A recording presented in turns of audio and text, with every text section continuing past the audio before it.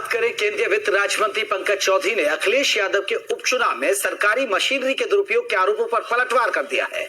उन्होंने कहा कि बीजेपी अपने कामों और कार्यकर्ताओं के बल पर चुनाव लड़ती है और उसी तरह बीजेपी मैनपुरी से भी चुनाव लड़ेगी। जो जैसा करता है उसके समझ में वही आता है। कहीं भी सरकारी मशीनरी का दुरुपयोग नहीं हो रहा है। वहीं गुजरात चुनाव को लेकर उन्होंने कहा कि गुजरात में करीब 30 सालों से बीजेपी की सरकार है और गुजरात में विकास के आधार पर सरकार बनती है और इस बार भी जो गुजरात से खबरें आ रही हैं वहां बीजेपी से किसी की टक्कर नहीं है। ओवैसी और केजरीवाल आपस में लड़ेंगे, बीजेपी वहां क्लीन स्वीप करेगी। हमारे साथ बातचीत करने के लिए भारत सरकार के केंद्रीय वित्त राज्य मंत्री पंकज चौधरी जी हैं। मंत्री जी, गुजरात में चुनाव हो रहा है, केजरीवाल और ओवैसी कह रहे हैं कि कड़ी मुकाबला देंगे, किस तरह का टक्कर दे पाएंगे बीजेपी को?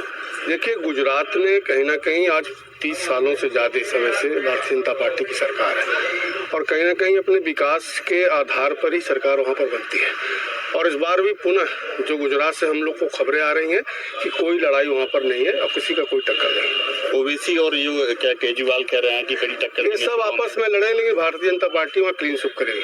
अच्छा मंत्री जी, क्या अखिलेश यादव को डर सता रहा है कि इस बार जो क्या मैनपुरी में चुनाव हो रहा, उपचुनाव हो रहा है? पिछली बार जो आजमगढ़ में चुनाव हुआ था, बीजेपी ने सरकारी मशीनरी का प्रयोग करके चुनाव जीता था। क्या लगता है कि इस बार भी वो करेंगे इस तरह? देखिए, भारतीय जनता पार्टी हमेशा अपने कार्यों के आधार पर अपने कार्यकर्ताओं के बल पर चुनाव लड़ती है और उसी प्रकार से हम मैनपुरी में भी लड़ेंगे, क्योंकि जो जिसका किया रहता है उसके समझ में वैसा रहता है। कहीं भी सरकारी मशीनरी का दुरुपयोग नहीं हो रहा। एक आखिरी सवाल, क्या उपचुनाव और निकाय चुनाव में क्या स्थिति रहेगी बीजेपी की?